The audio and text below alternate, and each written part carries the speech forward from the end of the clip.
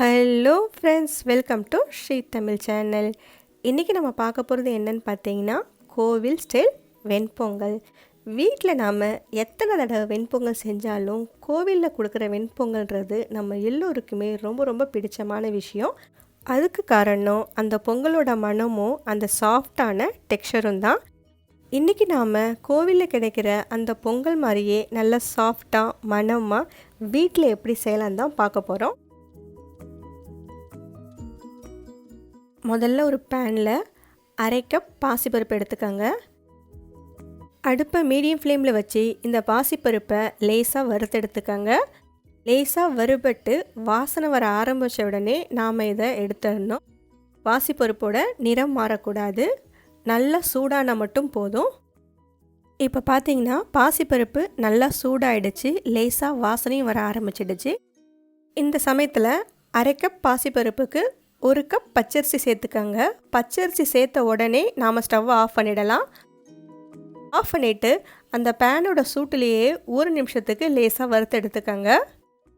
இந்த மாதிரி வறுக்கும்போது பொங்கல் நல்லா சாஃப்டாக வெந்து வரும். அதே மாதிரி பொங்கல் எவ்வளோ நேரம் ஆனாலும் கட்டியாகாமல் நல்லா சாஃப்டாகவே இருக்கும். அதுக்காகத்தான். இப்போ நம்ம இதை எடுத்துடலாம். அடுத்து ஒரு குக்கரில் 1 டேபிள் ஸ்பூன் நெய் சேர்த்துக்கோங்க. இப்போ இதில் நாம் வறுத்து வச்ச அரிசி பருப்பு ரெண்டையும் 2-3 தடவை நல்லா கழுவிட்டு இப்போ இதில் சேர்த்துக்கலாம். இப்போ இந்த அரிசி பருப்பு ரெண்டுமே நெய்யில் எல்லா பக்கமும் படுற மாதிரி ஒரு முறை நல்லா கலந்து விட்டுக்கங்க. இந்த மாதிரி செய்யும்போது பொங்கல் நல்லா வெந்து வரும்போது பார்க்குறதுக்கே கொஞ்சம் ஷைனிங்காக நல்லாயிருக்கும். அதுக்காகத்தான். டேஸ்ட்டும் நமக்கு ரொம்ப நல்லாயிருக்கும். இப்போ நாம் 1 கப் அரிசி, அரை கப் பாசிப்பருப்புன்னு மொத்தமாக இதில் 1.5 கப் சேர்த்துருக்கோம். 1.5 கப்புக்கு 5.5 கப் தண்ணி சேர்த்துக்கலாம். உங்களோட அரிசிக்கு ஏற்ற மாதிரி தண்ணி வீதம் கொஞ்சம் மாறுபடும். இருந்தாலும் 5.5லேருந்து 5.5 கப் தண்ணி நமக்கு சரியாக இருக்கும். இப்போ இதில் ஒரு துளி மஞ்சத்தூள் சேர்த்துக்கங்க. மஞ்சத்தூள் போடுறதே தெரியக்கூடாது, அந்தளவுக்கு கொஞ்சமாக சேர்த்துக்கங்க. ஒரே ஒரு பச்சை மிளகாய் முழுசாக சேர்த்துக்கங்க. கட்டி பெருங்காயத்தை சுடு தண்ணியில் போட்டு நல்லா கரைச்சி கொஞ்சம் திக்காக வச்சுருக்கேன். இப்போ இந்த தண்ணியிலேருந்து 1 ஸ்பூன் மட்டும் நாம் சேர்த்துக்கலாம். கட்டி பெருங்காயம் சேர்க்கும்போது நமக்கு பொங்கல் ரொம்பவே டேஸ்ட்டாக கோவிலில் கொடுக்குற மாதிரியே இருக்கும். இப்போ இதில் தேவையான அளவு உப்பு சேர்த்துக்கோங்க. ஒரு முறை நல்லா கலந்து விட்டுட்டு அடுப்பை மீடியம் ஃப்ளேமில் வச்சு ஒரு 4 விசில் வேக வச்சு எடுத்துக்கோங்க. 4 விசில் வந்து ஸ்டீம் இறங்குற வரைக்கும் வெயிட் பண்ணுங்கள். குக்கரை ஓப்பன் பண்ணுறதுக்கு முன்னாடி நாம் தாளிப்பு ரெடி பண்ணிக்கலாம். இப்போ ஒரு பேனில் 2 டேபிள் ஸ்பூன் எண்ணெய், 1 டேபிள் ஸ்பூன் நெய் சேர்த்துருக்கேன். வாசனை இல்லாத எந்த எண்ணெய் வேணால் சேர்த்துக்கலாம்.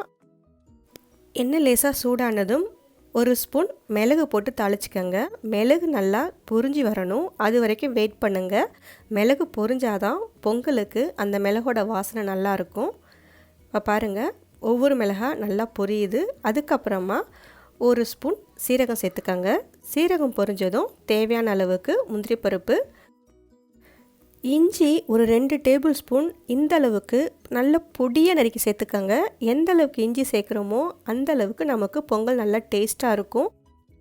இஞ்சி சேர்த்து இஞ்சியும் முந்திரி பருப்பும் நல்லா பொன்னிறமாக ஆகிற வரைக்கும் லேசாக வதக்கி விட்டுக்கோங்க. இஞ்சியோட கலரும் முந்திரி பருப்போட கலரும் மாறின உடனே ஒரு கைப்பிடி அளவுக்கு கருவேப்பிலை சேர்த்துக்கோங்க. கருவேப்பிலையும் நிறையா சேர்த்துக்கோங்க, அப்போ தான் நல்லாயிருக்கும் பொங்கல்.